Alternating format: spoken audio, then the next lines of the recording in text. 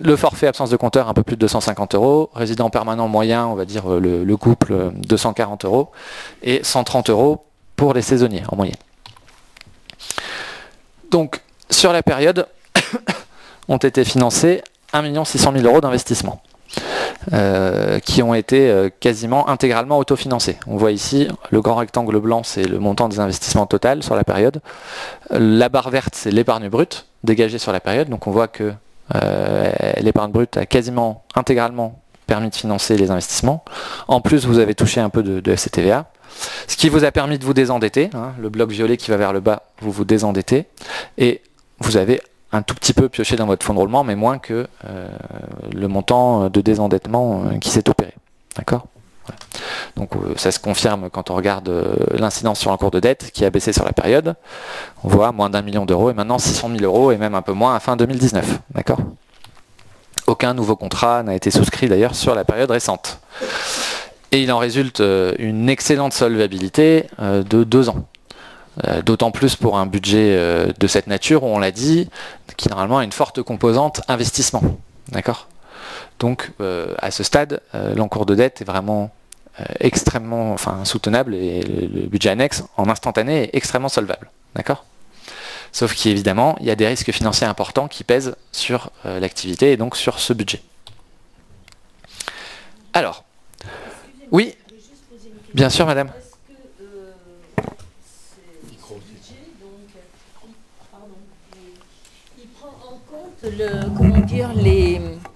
Les comptes de la CERC, parce que là, moi, j'arrive pas à faire le lien. Non, là, on est... Alors, pour lever toute ambiguïté, effectivement, là, on est vraiment sur le budget annexe assainissement de la collectivité.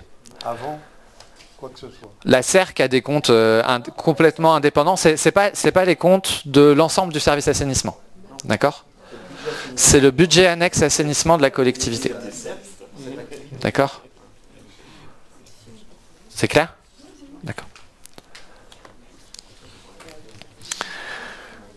Aujourd'hui, on est dans une situation où la communauté de communes a donc entériné la résiliation du contrat de DSP assainissement qu'il a lié à la CERC et qui interviendra le 29 février à 23h59 et donc avec un nouveau contrat le 1er mars 2020. Bien. Je passe tout de suite. Il y a pas mal d'explications écrites, vous le verrez, mais évidemment tout ce qui est écrit, on l'explique.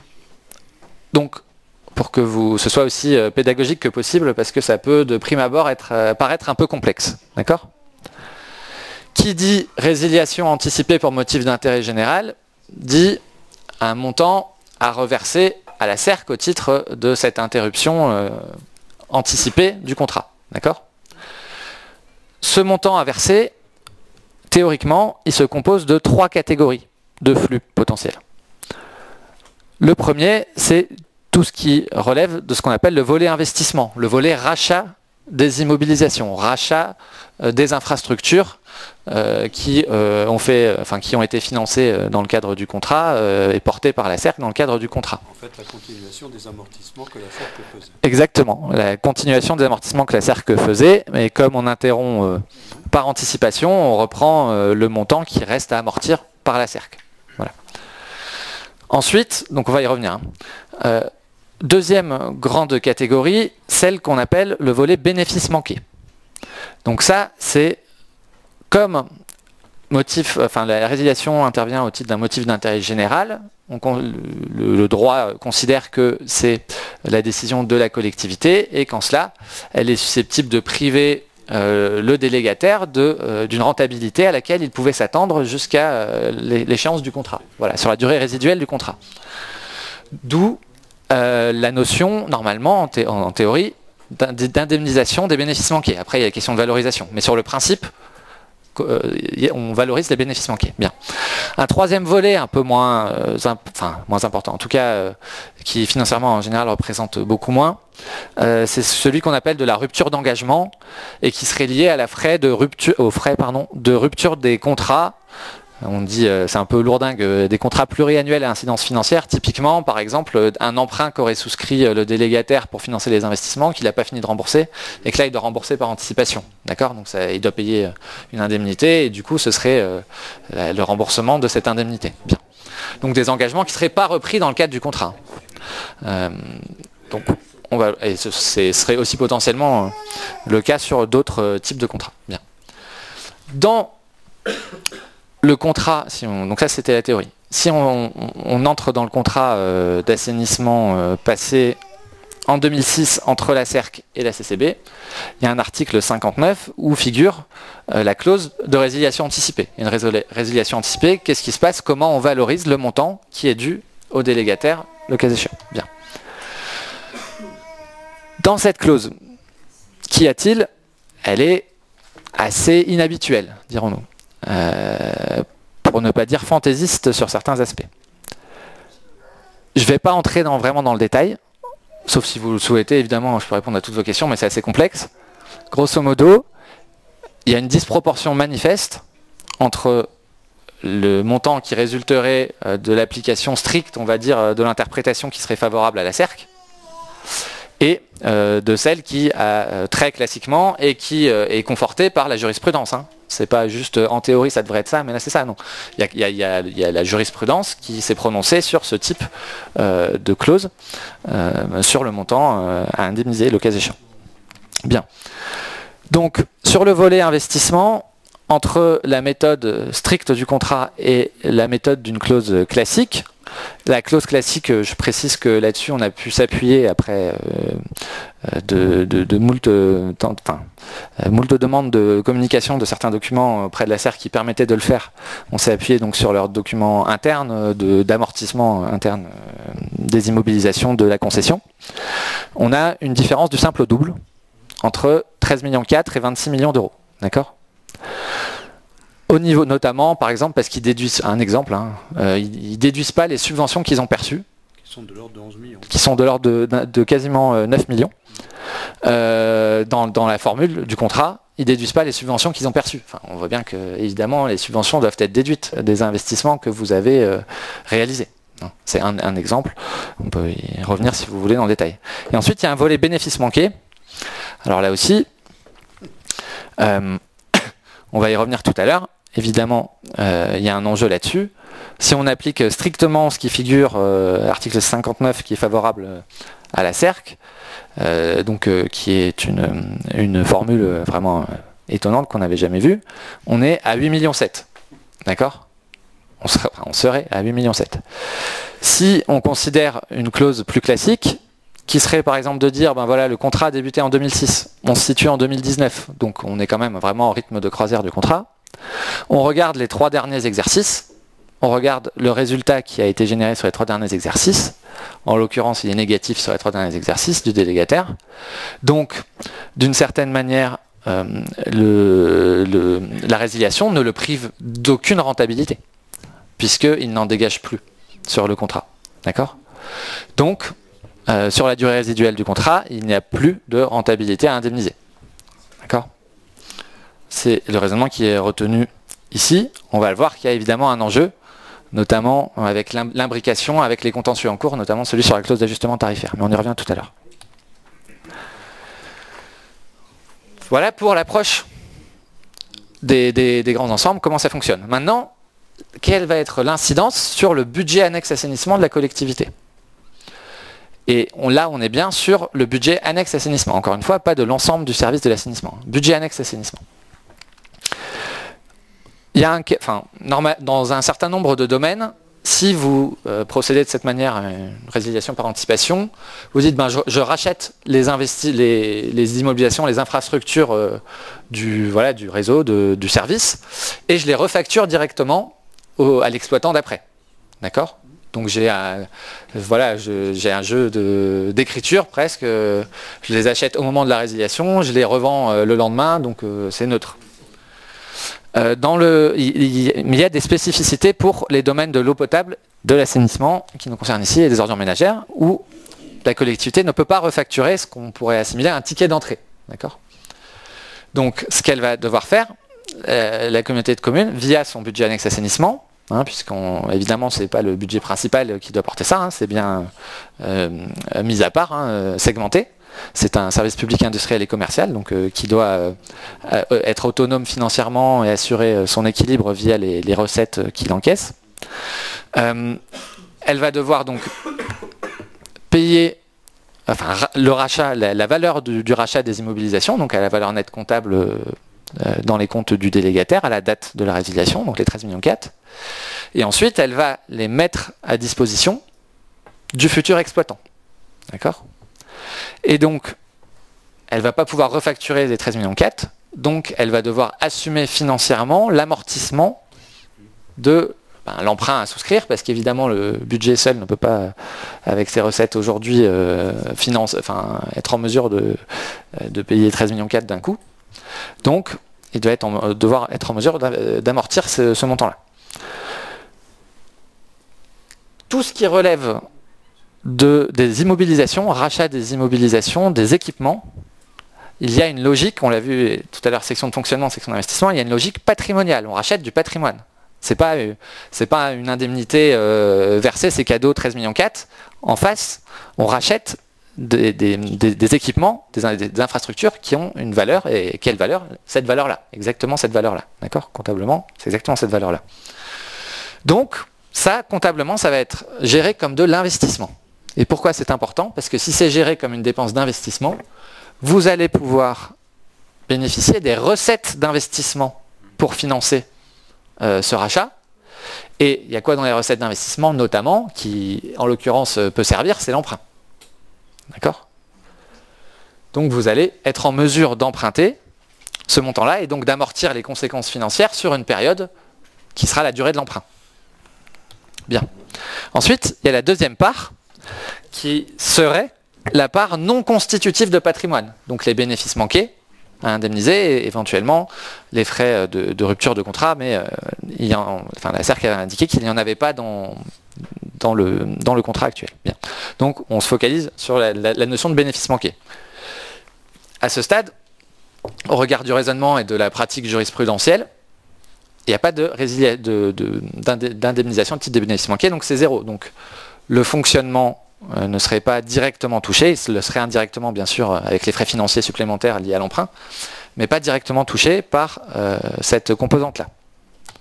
Mais s'il y en avait une, et on le voit dans le tableau ici en bas à droite, si il y avait un surcoût à verser, donc une indemnité au titre de la part non constitutive de patrimoine, donc tout ce qui dépasse les 13,4 millions, donc tout ce qui ne correspond pas à des équipements repris, ça il faudrait le financer en fonctionnement, théoriquement. Évidemment, si ça va jusqu'à 21 millions, déjà que vous ne pouvez pas financer 13 millions sur un exercice, vous ne pouvez certainement pas financer 21 millions. Donc 21 millions, c'est vraiment extrême. Hein. Si tout est défavorable, si on ne retraite même pas les subventions, ce qui serait complètement inepte. Hein. Donc il ne devrait évidemment pas se matérialiser à ce montant-là. C'est pour être complet. Eh bien, dans ce cas-là, il faudrait enclencher ce qu'on appelle une procédure dérogatoire d'étalement de la charge budgétaire. Qu'est-ce que ça signifie ? En gros, il faudrait solliciter auprès de l'État une autorisation, une dérogation, pour être en mesure de financer cette dépense de fonctionnement exceptionnel en recourant à la section d'investissement, en la basculant au niveau de l'appréciation budgétaire, du traitement budgétaire de cette dimension sur le volet investissement, ce qui permettrait, si vous avez une grosse indemnité à payer, par exemple dans le cadre d'un contentieux, des contentieux en cours, d'emprunter cette somme-là, après autorisation délivrée par les ministères, donc le ministre du budget et des collectivités locales. Bien. Et donc, sachez que la préfecture est déjà sensibilisée à ces enjeux. La préfecture des Hautes-Alpes, ces enjeux lui ont déjà été présentés avec, le cas échéant, le besoin de recourir à cette procédure. D'accord ? Ça vous paraît clair ? En gros, les enjeux financiers purs et l'articulation avec les enjeux budgétaires sur le budget annexe assainissement, avec la dimension investissement, la dimension fonctionnement. D'accord ? Très bien. Donc je passe vite. Tout ça, on explique tout ce que je viens de dire. Hein. Alors, juste un mot. On va voir, ça va faire l'objet d'un scénario complémentaire sur les risques liés au contentieux en cours. Au-delà donc de la seule résiliation anticipée, qui, on verra bien ce que ça donne, pourrait peut-être faire l'objet aussi d'autres procédures. En tout cas, à ce stade, il y a un contentieux sur la clause d'ajustement tarifaire, ou comme vous le savez, bon, je pense que vous connaissez bien le sujet, je ne vais pas revenir en détail, sauf vraiment s'il y a la moindre question, je peux y répondre avec plaisir. Il y a un risque encouru de l'ordre de 5 millions d'euros. Pourquoi? Parce qu'aujourd'hui, il y a 2 contentieux qui sont engagés au titre des exercices 2015 et 2016. Mais évidemment, le délégataire, enfin la CERC ne va pas en rester là. Elle va aussi engager, si en tout cas elle a gain de cause, la même procédure pour 2017, 2018, 2019 et 2020. Et en tout cas le début de l'année 2020. Donc, ça représenterait environ 1 million d'euros par an, donc environ 5 millions d'euros de risque sur cette dimension-là. D'accord? Peut-être rappeler qu'il y avait un avenant au contrat. Oui. Qui a déterminé effectivement... Allez-y. Non mais, allez-y, vous le connaissez mieux que moi. Non, mais simplement pour rappeler effectivement que ce 1 million que nous réclame la CERC, c'est lié à un avenant, l'avenant numéro 1, qui détermine dans un de ces articles, effectivement, que nous devons, pour pouvoir donner des bénéfices finalement à la CERC, puis lui restituer ce qu'elle n'a pas, 1 million par an. Et c'est ça qui a été attaqué au tribunal. On a gagné, non pas sur le fond, mais sur la forme. Et donc, aujourd'hui, on sait qu'il y a un appel qui est en cours et que donc, c'est une affaire qui va être jugée en appel très rapidement. Exactement. Juste en 2 mots, à quoi est lié ce million, du coup? C'est lié au fait que dans la clause, qui s'appelle la clause d'ajustement tarifaire, il est évoqué le cas de figure où tous les 2500 unités de logement supplémentaires équipées de compteurs individuels, si le volume facturé, donc le volume de mètres cubes facturé est inférieur de davantage de 10% à celui qui était prévu dans les comptes prévisionnels, on remet à jour automatiquement le tarif pour qu'il augmente à nouveau les recettes de la CERC, donc du délégataire, pour que, à volume facturé moindre, il conserve des recettes équivalentes à ce qui était, à ce qu'il avait prévu dans son plan d'affaires prévisionnel. Voilà. Donc, si jamais la CCB venait à être condamnée sur le fond au titre de cette clause d'ajustement tarifaire et dans les proportions souhaitées aussi par la CERC, parce que peut-être que ce ne serait pas forcément dans ces proportions-là, d'1 million par an, s'il y avait condamnation, il y aurait immanquablement une imbrication avec ce qu'on vient d'évoquer sur la résiliation anticipée. Pourquoi? Parce que la CERC va dire oui, mais si, vous avez résilié au 1er mars 2020, vous avez regardé les 3 derniers exercices, 2018, 2019, 2020. Effectivement, dans mes comptes rendus annuels, j'avais un résultat négatif. Mais pourquoi j'avais un résultat négatif? Parce que vous, CCB, vous m'avez privé de l'application de la clause d'ajustement tarifaire, vous m'avez privé de mon 1 million d'euros par an, qui aurait dû abonder mes recettes. Et donc, si on le réintègre dans les années passées, par de mes recettes d'exploitation réelles, eh bien, là, je dégage à nouveau un bénéfice. D'accord? Et du coup, effectivement, dans ce cas-là, si on applique le même raisonnement, moyenne des 3 dernières années, sur la durée résiduelle du contrat, avec ce qu'on appelle un taux d'actualisation, je ne rentre pas dans le détail, on avoisinerait les 5 millions d'euros supplémentaires à indemniser. D'accord? Au titre des bénéfices manqués. 5 plus 5, 10 millions d'euros de risque à l'horizon de quelques années du contentieux. Ce sera pas tout de suite. Évidemment. Là, on l'a positionné dans la prospective en 2024, on va le voir dans le scénario complémentaire, comme hypothèse de travail, pour voir ce que ça donne, quelles seraient les conséquences. Mais il est certain, on ne peut pas nier qu'il y a ces risques qui existent et il faut en être conscient aussi et anticiper les éventuelles conséquences que ça pourrait avoir. D'accord? Et pour le moment, il y a juste les 13 millions 4 et qui correspondent à du patrimoine. D'accord? C'est pas encore une fois un appauvrissement, on donne 13 millions 4 comme ça. Ça correspond à la valeur des immobilisations récupérées. D'accord? Donc, on a 2 scénarios pour débuter. Scénario numéro 1, la CCB est confortée en justice. Donc, en 2020, il y aurait le montant de 13 millions 4 à verser à la CERC au titre du rachat des immobilisations à la VNC, donc net des subventions. Et scénario 2 qu'on verra dans un second temps, donc avec les 10 millions positionnés en 2024 au titre en cas de condamnation et avec l'imbrication entre clause d'ajustement tarifaire et volet bénéfice manqué de la résiliation anticipée. D'accord? Tout d'abord, au niveau des recettes de fonctionnement. J'insiste un petit peu là-dessus pour que vous compreniez bien la logique. Vous l'avez vu, le budget annexe assainissement aujourd'hui, c'est 600 000 euros de recettes, c'est 600 000 euros de dettes, c'est 200 000 euros à peu près, entre 2 et 300 000 euros de dépenses de fonctionnement. Si demain, 2020, il doit emprunter 13,4 millions, forcément, ce ne sera plus exactement la même structure financière. Pour ce faire, pour amortir le nouvel emprunt qui va être souscrit, le budget annexe assainissement de la collectivité, encore une fois, qui doit être autonome, financièrement, indépendant, doit augmenter ses recettes de fonctionnement. Le principal levier d'augmentation des recettes de fonctionnement est évidemment d'augmenter la part collectivité du tarif. D'accord ? C'est 13,4 millions. La collectivité, donc, va les payer, va les assumer financièrement au titre de l'emprunt qu'elle va amortir au fur et à mesure. Aujourd'hui, ces 13,4 millions, ils sont où ? Ils sont dans les comptes de la CERC. Enfin, aujourd'hui, ils sont peut-être à 14 millions. Voilà. Dans les comptes de la CERC. Demain, il a été délibéré que le futur exploitant serait une société publique locale. Le futur exploitant qui reprendrait le service n'aurait pas assumé la charge de l'amortissement au titre de ces 13,4 millions. Ils y sont mis à disposition, ces investissements. Donc, il y a une part des recettes dont elle n'avait pas besoin dans ces comptes pour avoir un équilibre et peut-être une petite rentabilité. D'accord ? Donc, il ne s'agit pas de dire on augmente le tarif, il s'agit de dire on augmente la part collectivité du tarif et par un jeu de vases communicants, on baisse la part délégataire du tarif pour qu'il y ait une stabilité sur le tarif à ce stade de l'usager. D'accord ? C'est bien clair pour tout le monde ? Non ? Ça sera peut-être plus clair avec un graphique. On prépare ses entrées.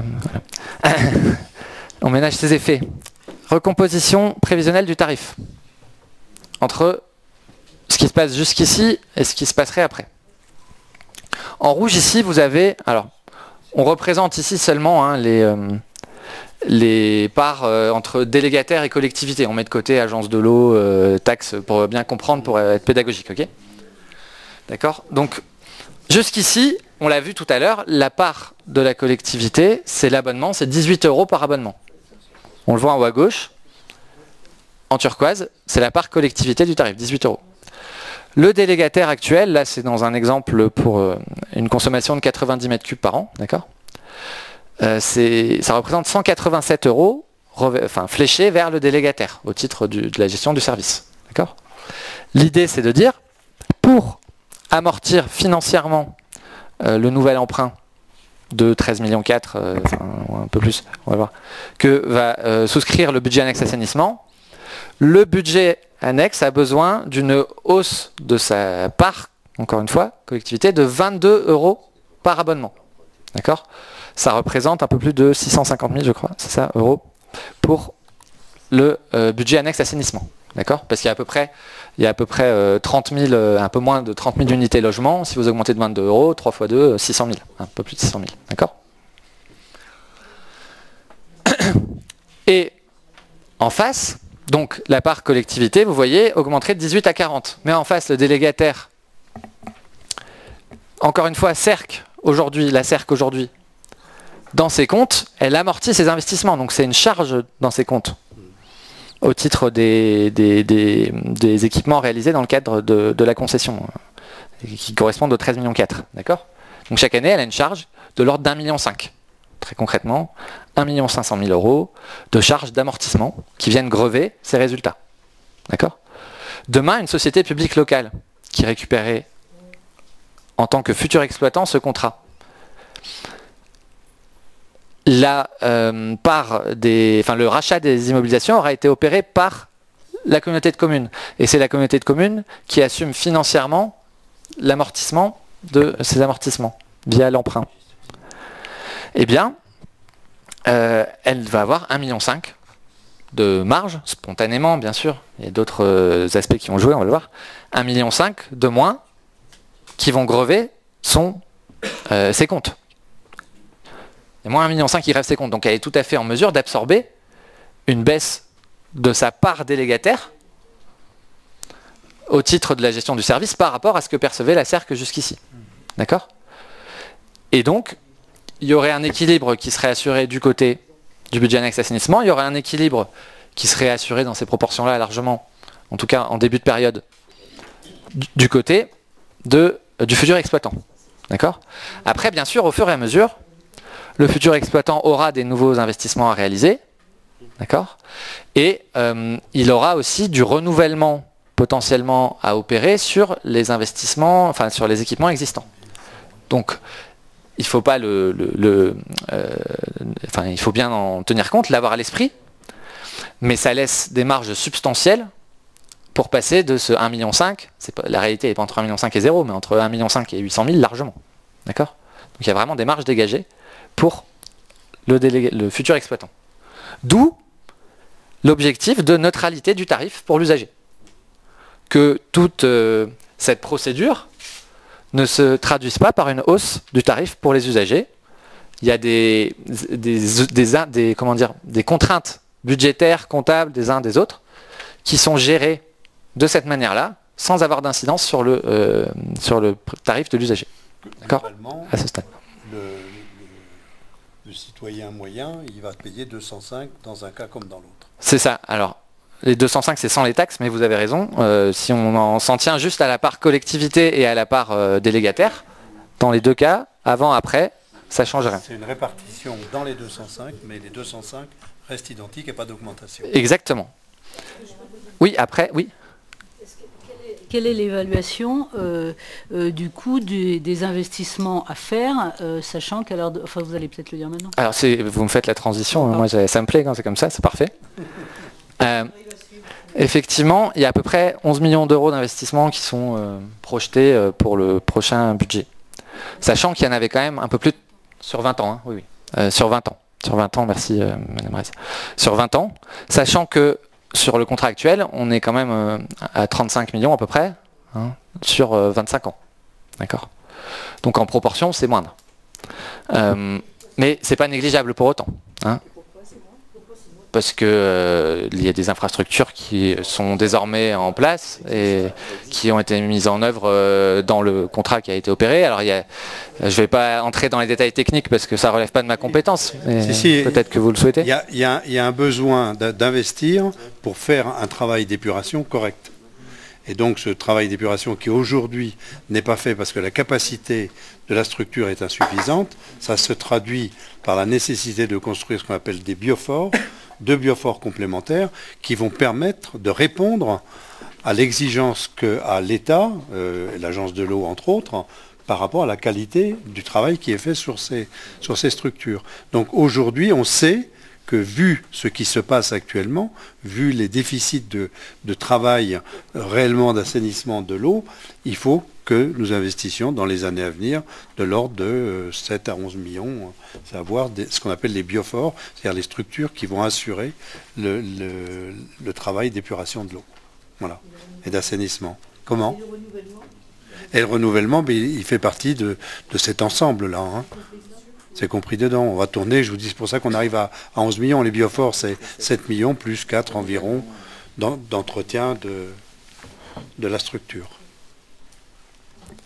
Voilà, donc évidemment, il ne faut pas perdre de vue qu'il y a des investissements nécessaires. Allez-y, monsieur. Que ce travail-là, la CERC sera obligée de le faire comme nous.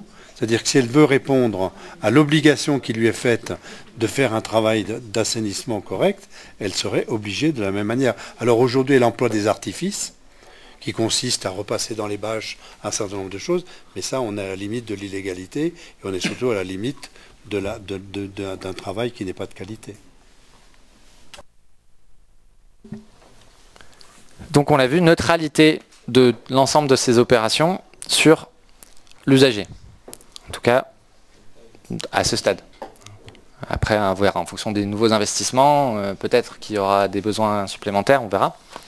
Mais les opérations prévues dans les 2-3 prochaines années, en tout cas, neutralité.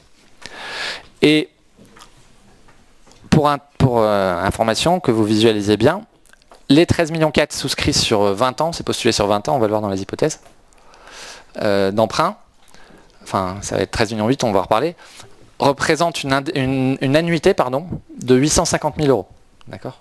Donc le budget annexe assainissement devrait être en mesure d'assumer chaque année ces 850 000 euros. D'où la nécessité d'augmenter les recettes de fonctionnement. Et après, on va voir avec les autres hypothèses. D'accord ?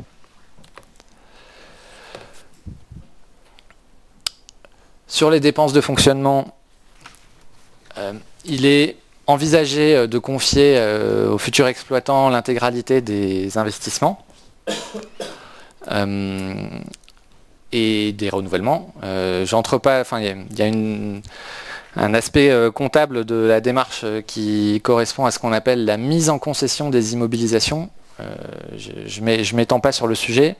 Je vais juste en toucher un mot sur le graphique tout à l'heure, juste pour que vous l'ayez déjà à l'esprit. Sur les dépenses du budget annexe assainissement, elles devraient baisser au niveau des dépenses de gestion propre, d'accord, puisque un certain nombre d'éléments basculeraient vers le futur exploitant. Mais évidemment, le volet frais financiers va prendre de l'ampleur au titre de l'emprunt souscrit. Vous avez des questions ? Oui, alors il serait ramené de près de 100 000 euros par an actuellement à 20 000 euros par an à l'avenir, qui correspondrait, parce qu'il n'y aurait plus en fait d'agents affectés au suivi du budget annexe assainissement à temps plein, mais une quote-part du suivi de la direction. Donc voilà, en gros, il y a une quote-part qui a été opérée avec des clés de répartition en fonction du temps de travail consacré par direction des finances, direction technique, direction des services techniques, direction générale, qui aboutit à ces prévisions-là. D'accord ? Sachant qu'il faut toujours dissocier la gestion de l'assainissement en tant que structure extérieure à la gestion même de l'assainissement. Absolument. Parce que le personnel dont on parle, ce n'est pas celui qui s'occupe de l'assainissement, c'est celui qui s'occupe de la gestion financière dans la structure. Parce que là, je vois qu'il y a des interrogations. Oui. C'est pas pareil.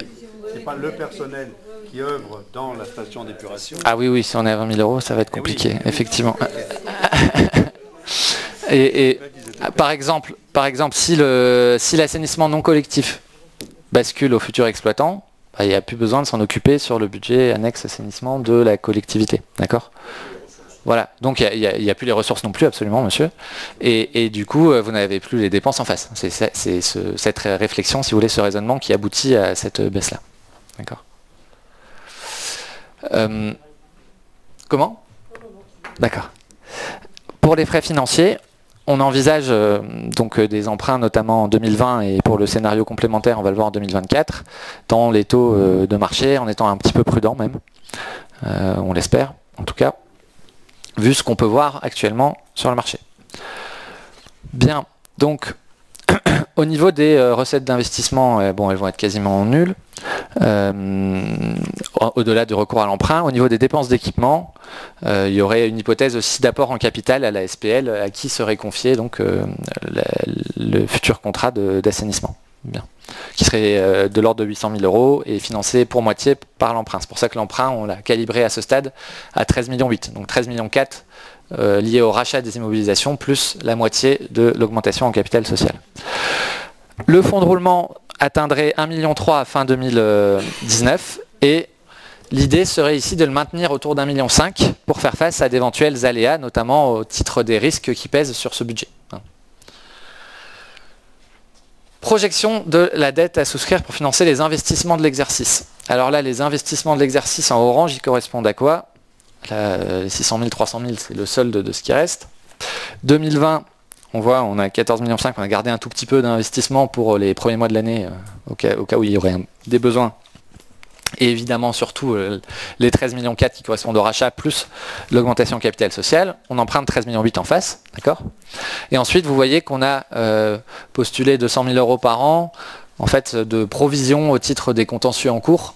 Normalement, les provisions, elles sont bien passées en section de fonctionnement, mais dans une approche financière, ça correspond à de l'exceptionnel. Donc, on peut le considérer comme de l'investissement. Bon, c'est pas ça qui est absolument déterminant dans l'analyse. Bien. Au niveau de ce que ça donne sur la projection de l'épargne brute du budget assainissement. Évidemment, vous voyez que les courbes bleu et rouge ont des trajectoires différentes. La courbe bleue augmente très significativement. Pourquoi? Parce que, il y a on l'a vu, plus 22 € sur le tarif de la part collectivité, encore une fois, hein, pas sur l'usager, sur la part collectivité du tarif. En 2020, puis il y a une marche en 2020 puis 2021, parce que 2020, c'est pas sur la totalité de l'exercice. D'accord? Ensuite, en face, on a une baisse d'abord des dépenses, puis un ressaut. Une baisse, pourquoi? On l'a vu, les dépenses directes des personnels, par exemple, n'y figureront plus ou seront fortement réduites, hein, via les codes-parts du personnel de direction notamment. Et ensuite un rebond entre 2020 et 2021. Pourquoi? Parce qu'à partir de 2021, il faut assumer les frais financiers liés à l'emprunt souscrit en 2020. D'accord?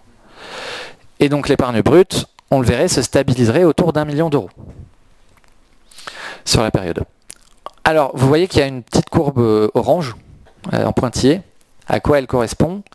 Elle correspond à ce qu'aurait représenté la dotation nette aux amortissements si on ne mettait pas en concession les immobilisations. Oh là là, qu'est-ce que ça veut dire? En gros, vous récupérez les 13,4 millions. La CERC amortissait ces 13,4 millions dans ses comptes. Vous pourriez potentiellement les amortir dans le budget assainissement, dans les comptes du budget assainissement. Donc ce serait donc l'amortissement, hein, vous savez, c'est pas un décaissement, mais on constate budgétairement qu'il y a une dépréciation des actifs et on va financer une recette d'investissement pour le moment venu, assurer le renouvellement du bien. Sauf que le renouvellement du bien, c'est pas le budget annexe qui s'en chargera. L'idée, c'est de le confier au futur exploitant. Donc ça vous sert à rien d'alimenter les recettes d'investissement par ce mécanisme budgétaire qui dit je fais une dépense qu'on appelle une dépense d'ordre, on ne décaisse pas une dépense d'ordre au titre de l'amortissement, je la bascule en recette d'investissement, ça vient gonfler ma section d'investissement, mais j'en ferai rien. Je n'en ferai rien puisque je n'ai pas à réinvestir, à renouveler. Bien. Donc l'idée, c'est ce qu'on appelle la mise en concession des immobilisations. Si on décompose, en gros, on met en concession donc chez le concessionnaire, chez le futur exploitant, ces immobilisations qu'on vient de récupérer. Donc il y a deux dimensions. Il y a la dimension financière. La dimension financière, le budget annexe assainissement va assumer la dette liée à la reprise au rachat de ces amortissements. Mais comptablement, la dimension budgétaire, il ne va pas assumer au sein de son budget l'amortissement technique, si vous voulez, des immobilisations. Pourquoi? Parce qu'il n'est pas en charge de son renouvellement. Il le confie au délégataire. D'accord? Si on avait considéré l'amortissement dans les comptes du budget annexe assainissement, il aurait fallu que l'épargne brute atteigne les pointillés orange. D'accord? Donc il aurait fallu une hausse plus importante de la quote-part collectivité et en conséquence, si on voulait préserver le tarif pour l'usager, une baisse plus importante pour le futur exploitant, et là ça aurait peut-être été dans des proportions plus délicates. D'accord? Donc voilà l'idée poussée et pourquoi on parle, et si dans les prochains mois on vous parle de mise en concession des immobilisations, c'est ça qu'il y a derrière. D'accord? C'est clair? Très bien. Donc on passe rapidement. Sur le taux d'épargne brute, vous voyez évidemment ça caracole à des niveaux importants et d'autant plus important que là il y a un gros enjeu pour financer l'investissement via l'amortissement au capital de la dette. Pas d'investir dans des équipements, mais section d'investissement au budget pour amortir le capital de la dette souscrite. D'accord? Justement, donc la dette, ce serait juste dans le scénario 1, une seule fois. Ensuite, vous n'investissez plus, donc vous n'allez pas vous réendetter. D'accord? Donc elle va évidemment progresser très significativement en 2020, mais ensuite elle baisse. Et en face, encore une fois, vous avez des équipements et vous avez de la recette. Qu'est-ce que ça donne sur la capacité de désendettement? On voit qu'on aboutira à un pic à 16 ans en 2020, mais notamment parce qu'on n'est pas en rythme de croisière au niveau des recettes encore, parce qu'on n'est pas sur toute l'année. Hein. Et qu'ensuite on sera à 14 ans, puis ça baisserait progressivement au fur et à mesure de l'amortissement de la dette. Donc spontanément, oui, mais vous nous avez dit qu'il ne faut pas être au-dessus de 12 ans. Alors, plusieurs réflexions. D'une part, on est sur un budget annexe spécifique sur un domaine qui est consommateur de beaucoup d'investissements, on l'a vu, d'infrastructures, donc, et surtout des infrastructures qui ont une durée de vie très significative. Vous avez une station d'épuration, normalement, au moins 30 ans. Les canalisations, ça peut être 60 ans. Enfin, donc c'est des investissements. Bon, après, il y a des pompes, voilà, du matériel qui a une durée de vie un peu moins longue. Mais au global, vous voyez que structurellement, la durée d'amortissement, la durée de vie des immobilisations de ces compétences-là, elles sont beaucoup plus importantes que la durée de vie moyenne des immobilisations des équipements du budget principal. D'accord ? Premièrement. Et deuxièmement, c'est d'une certaine manière, c'est un indicateur de solvabilité. Il est un peu biaisé dans ce cas de figure parce que vous n'avez pas besoin de réinvestir. En fait, vous allez amortir juste votre dette. Vous n'allez pas en ressouscrire pour réinvestir, pour renouveler. Vous allez amortir progressivement. Donc, vous êtes au pic et ça va forcément baisser. D'accord ? Dans la mesure où vous n'avez pas à réinvestir, il n'y a pas d'inquiétude particulière sur la solvabilité dès lors que la durée qui apparaît en plus est inférieure à la durée de l'emprunt que vous avez souscrit qui est sur 20 ans. D'accord ? Qui pourrait être sur 25. Qui pourrait être sur 25, exactement. Qui pourrait être sur 25. Ensuite, donc ça c'était le premier scénario, on a vu que ce serait soutenable. Deuxième scénario, la CCB serait condamnée. Condamnée, réaction en chaîne, en cascade, paf, 10 millions d'indemnités à payer. Qu'on positionne, vous l'avez vu, en 2024. D'accord ? Donc vous voyez ici qu'il y aurait besoin d'emprunter 7,7 millions seulement sur les 10 millions en 2024 parce que vous aurez eu de l'épargne brute, un peu des réserves qui se seraient un peu reconstituées. Et que en 2025, et pour l'instant, pardon, dans ce scénario, on garde toutes les autres hypothèses au même niveau. Enfin, statu quo sur toutes les autres hypothèses, y compris le tarif. On passe de 18 à 40, mais on reste à 40 même en 2025-2026. Bien. Vous voyez qu'en 2025-2026, vous avez un petit emprunt nécessaire pour équilibrer les comptes à 0,3 et 0,2, donc 300 000 et 200 000 euros. Or, on l'a vu tout à l'heure, Christian Scalier l'a rappelé en introduction sur les règles d'équilibre budgétaire, l'emprunt doit toujours être adossé à de l'investissement. Sur ce graphique, on voit clairement que en 2025 et 2026, il y a zéro d'investissement, et pourtant, on a de l'emprunt qui est souscrit. Donc, on va le voir après avec la mise en évidence sur un autre graphique, que la règle d'équilibre, qu'on appelle la règle d'équilibre numéro 2, c'est-à-dire que l'épargne brute, et les ressources d'investissement, mais là il n'y en a plus, l'épargne brute doit être en mesure de couvrir l'amortissement en capital de l'exercice. Et ce ne serait plus le cas en 2025-2026 dans cette configuration. D'accord ? D'un point de vue strictement financier, si vous voulez, d'une certaine manière, on voit qu'on a une épargne brute qui serait encore très satisfaisante. Même, vous voyez, en 2025-2026, elle baisse sous l'effet des frais financiers liés au nouvel emprunt souscrit. D'accord ? Mais elle resterait à des niveaux très significatifs. La dette progresserait bien sûr en 2024 aussi. La capacité de désendettement, on voit qu'elle tutoierait les 20 ans.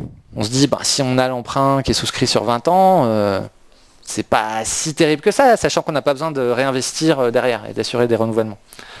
Sauf que on respecterait plus ici le budget annexe assainissement, la règle d'équilibre budgétaire, on l'a dit.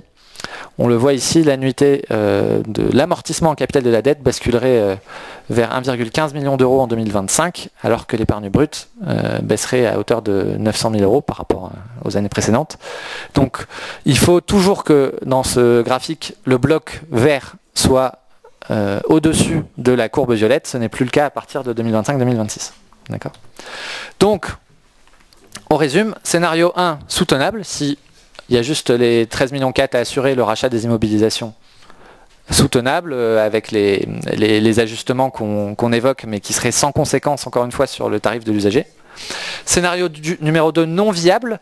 Pas tant au niveau financier, évidemment c'est fragilisé au niveau financier à 20 ans de capacité de désendettement, mais surtout au niveau budgétaire. Vous respecteriez plus vos contraintes d'équilibre et là, vous risqueriez, le cas échéant, la saisine auprès de la Chambre régionale des comptes, etc.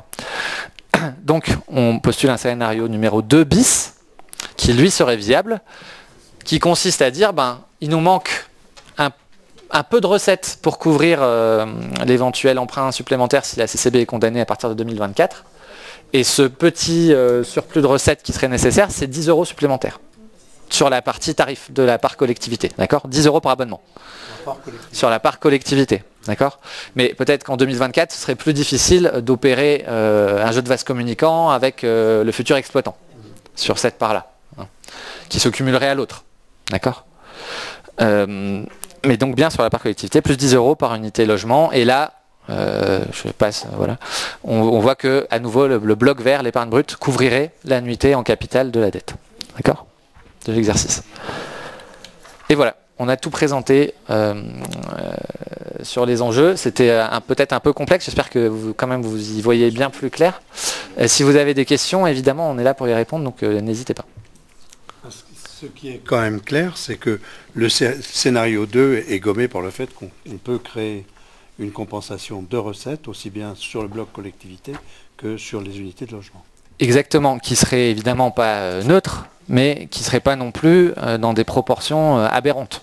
D'accord, 10 € par abonnement, évidemment, c'est toujours embêtant quand ça augmente, mais c'est pas non plus complètement disproportionné, sachant qu'on l'a vu, par exemple sur la référence nationale, le montant total de la facture, c'est de l'ordre de 300 €. Donc entre 200 et 300 €. Bon. Après, il faut rajouter un tout petit peu de taxes aussi, mais ça va faire 12 € de plus. Au cas où, malheureusement, la CCB serait condamnée. Évidemment, c'est dans une hypothèse de condamnation de la CCB sur les contentieux en cours. Enfin, ce que je tiens quand même à préciser, c'est que la CERC serait dans la même situation que nous, peut-être même avec une augmentation supérieure, si elle veut maintenir les recettes positives. Oui, et pourquoi ? Il y a notamment une dimension qui joue, c'est que la CERC, dans le cadre de son contrat, est tenue, c'est un peu complexe peut-être, mais certains connaissent assurément, d'amortir les investissements en caducité, qu'on appelle en caducité. C'est-à-dire que à la fin du contrat, tous les investissements réalisés par la CERC, donc qui constituent des biens de retour vers la collectivité, doivent être remis à titre gratuit. C'est prévu par le contrat. D'accord ? Or, là-dedans, vous avez des équipements qui, spontanément, ont une durée de vie qui dépasse l'issue de la convention qui était initialement prévue en 2031. Je résume. Par exemple, un investissement réalisé en 2015 qui a une durée de vie de 30 ans, une durée de vie économique de 30 ans, théoriquement, il faudrait l'amortir jusqu'en 2045. Mais dans le cadre du contrat, et c'est comme ça, c'est pas juste une originalité de CCB-CERC, c'est très commun dans les contrats de délégation de service public, l'amortissement devrait être fait de 2015 à 2031, donc en moitié moins de temps, en 15 ans au lieu de 30. Donc il y aurait d'une certaine manière un suramortissement effectué dans les comptes du délégataire, qui pour qu'il s'y retrouve en termes de rentabilité, génère une hausse à due concurrence du tarif, des recettes donc perçues auprès des usagers. Donc l'un des avantages aussi de la résiliation par anticipation, c'est que les amortissements des équipements ne pèsent plus aussi lourd sur le tarif de l'usager, puisqu'ils peuvent être étalés sur une durée plus longue. Merci. Étalés sur une durée plus longue, à travers, d'une part, via l'emprunt de la collectivité, donc sur la dimension financière de cet aspect-là, et sur la part économique liée à la durée de vie vraiment technique des équipements, via le besoin de renouvellement des équipements qui interviendra au fur et à mesure, mais pas dans des proportions qui atteindraient celles qui auraient prévalu si la CERC avait conservé son contrat jusqu'en 2031. Voilà pourquoi le tarif aurait augmenté dans des proportions potentiellement plus importantes pour établir les comptes de la CERC. Dans l'hypothèse du contentieux avec la CERC, où malheureusement on perdrait, j'ai bien compris les 1 million par an, ça fait 5 millions, mais il reste encore 10 ans. Pourquoi 5 millions et pas 10 ? Très bonne question, je ne voulais pas m'attarder pour ne pas vous perdre au moment là, mais je suis content que vous me posiez la question parce que c'est quand même important pour que vous y voyez clair. J'y reviens, il y a beaucoup de diapos, c'est là. Alors, quand vous valorisez des bénéfices manqués, c'est sur la durée résiduelle du contrat. D'accord ? Donc jusqu'en 2031, comme vous le dites, très justement, si on considère 1 million par an, il reste plus de 10 ans, donc ça ferait 10 millions, rien que sur ce volet-là. Sauf que si je vous propose 1 euro, je vous propose 1 euro aujourd'hui ou dans 10 ans, vous allez me dire, je vais le prendre maintenant. Parce que la valeur d'1 euro aujourd'hui est plus importante que la valeur d'1 euro dans 10 ans. D'accord ? À vous le prendrez dans 10 ans ? Aujourd'hui, elle a des taux négatifs. Touché. On n'y est pas encore quand même.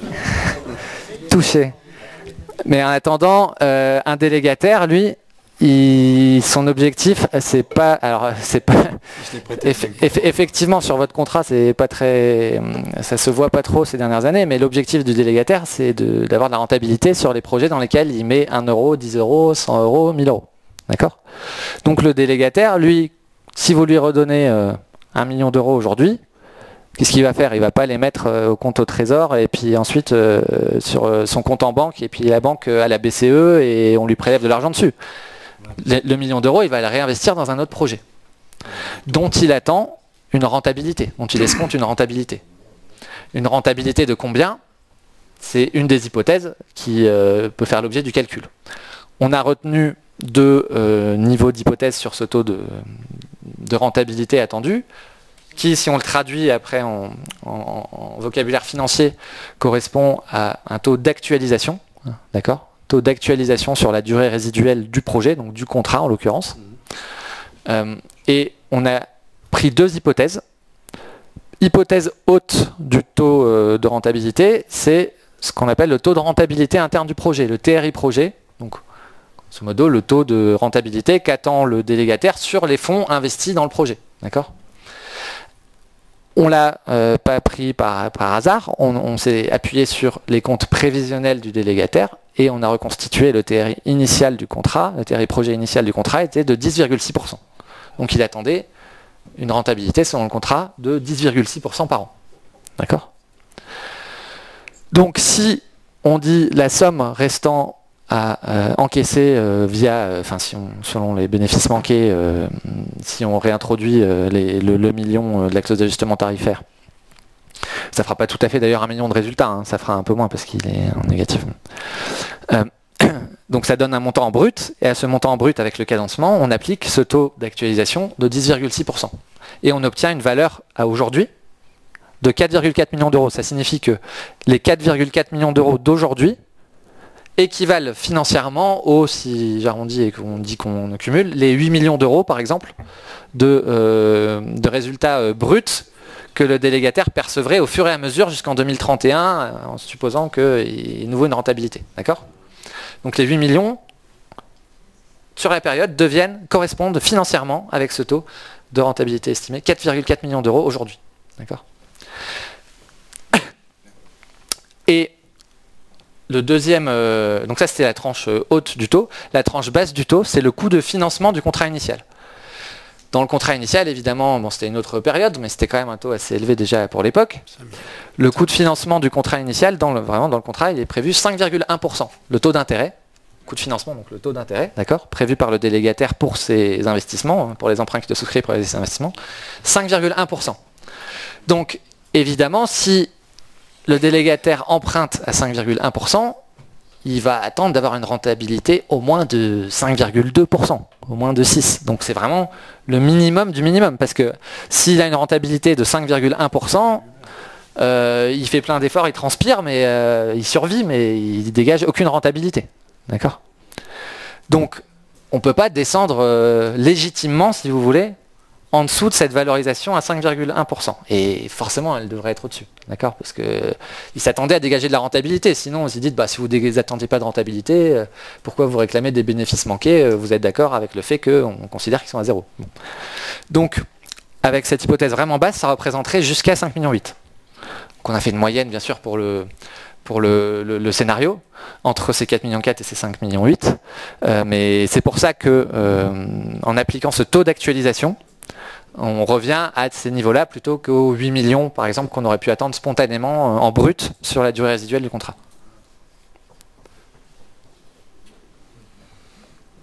Et ça aussi, dans la jurisprudence, on le voit. Dans la jurisprudence, vous croyez avoir lu aussi que les dernières années du DSP étaient celles où la rentabilité était la plus forte. Alors, ça aussi, je vous remercie de poser la question. C'est important d'en parler. Alors justement, c'est ça qui est tout l'intérêt de ces matières, c'est que c'est pas toujours binaire. Vous êtes sur une délégation, par exemple, aujourd'hui, il y a le plan France très haut débit. On déploie la fibre optique partout, sur tous les territoires, confié souvent au département, bien. Qui lui-même s'appuie sur des opérateurs d'infrastructure en général. Comment ça fonctionne ? L'économie L'économie de la fibre optique, ça fonctionne comment? Vous investissez dans des réseaux au début, vous avez un projet sur 25 ans. Vous investissez dans les réseaux les 2-3 premières années, vous construisez des prises. Petit à petit, vous allez commencer à commercialiser. Ah tiens, il y a la fibre qui arrive chez nous.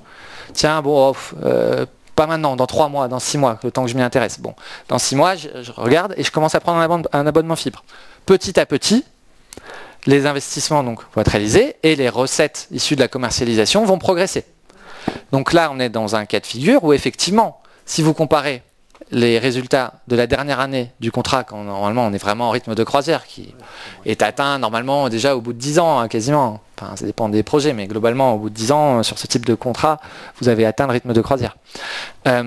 Et que vous le comparez à la première année où les infrastructures n'existent même pas, évidemment, vous avez une différence notable.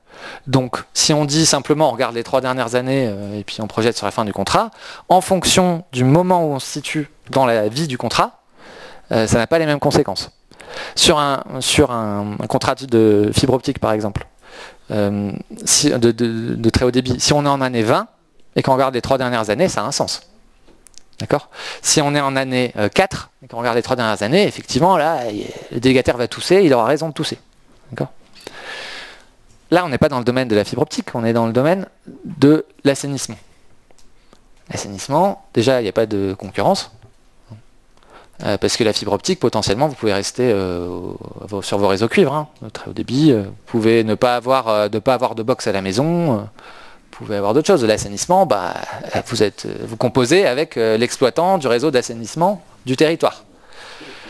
Premièrement. Deuxièmement, le délégataire, il y avait certes un projet d'investissement, il y avait quand même des infrastructures en place, et surtout il y avait de la consommation, et il y avait une structure tarifaire au titre de l'abonnement et au titre des volumes facturés, qui généraient des recettes significatives aux délégataires, et surtout, j'ai envie de dire même, en début de période, avant qu'ils réalisent la majeure partie de ces investissements, etc. Surtout quand il n'y avait pas de compteur. Et surtout quand il n'y avait pas de compteur et qu'on était au forfait de 100 mètres cubes sur beaucoup de logements touristiques. Et pas d'assainissement. Et pas d'assainissement. Je vous laisse ce mot, mais je le reprends. Bon. En tout cas, vous voyez que selon le domaine, on n'est pas du tout dans la même configuration. Ce contrat a débuté en 2006. On se situe en année 2019. Les infrastructures ont, bien sûr, il y a quelques aspects près sur lesquels je ne vais pas débattre ici, sont réalisés, d'accord, en grande partie. Donc on peut clairement considérer qu'on est en rythme de croisière. Donc en ce sens-là, s'appuyer sur les 3 dernières années, en particulier dans un domaine, encore une fois, comme l'assainissement, où vous n'avez pas une courbe de progression sur le projet. Vous avez tout de suite les recettes, elles sont censées être stables, modulo effectivement là, la structure tarifaire et, disons-le aussi, hein, les hypothèses du plan d'affaires prévisionnel de la CERC. Parce que la CERC est quand même un professionnel, Suez est derrière la CERC quand même un professionnel du métier de l'assainissement.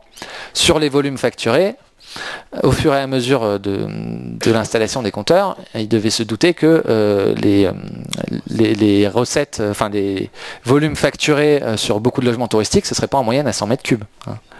Donc en cela, le plan d'affaires prévisionnel peut aussi être questionné sur cette dimension-là. Hein. Mais voilà, c'est pas l'objet ici.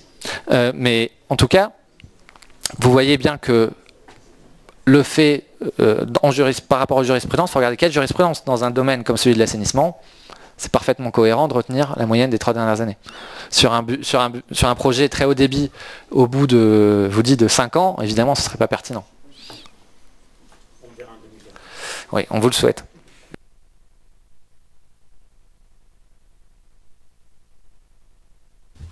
Bien. Ça vous laisse quoi ?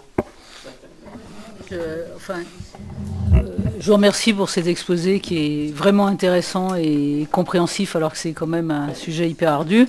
Après, moi je regrette très sincèrement et je suis même un peu effaré qu'on ne l'ait pas fait avant le vote. Parce que quand même, on nous a vendu le fait que ce serait sûr, pas plus de 13,4 millions, qu'on était sûr de gagner, etc., etc. Donc je suis quand même contente d'entendre, parce qu'on l'imaginait un peu, que la CERC, elle a quand même un certain nombre d'éléments qui peuvent modifier tout ce que vous avez prévu, notamment au niveau des bénéfices manqués, etc. Donc moi, j'avais pas voté, parce qu'on a quand même pris de gros risques. Et très sincèrement, je trouve que ça aurait été bien d'avoir tous ces éléments avant, parce qu'on aurait au moins voté en connaissance de cause.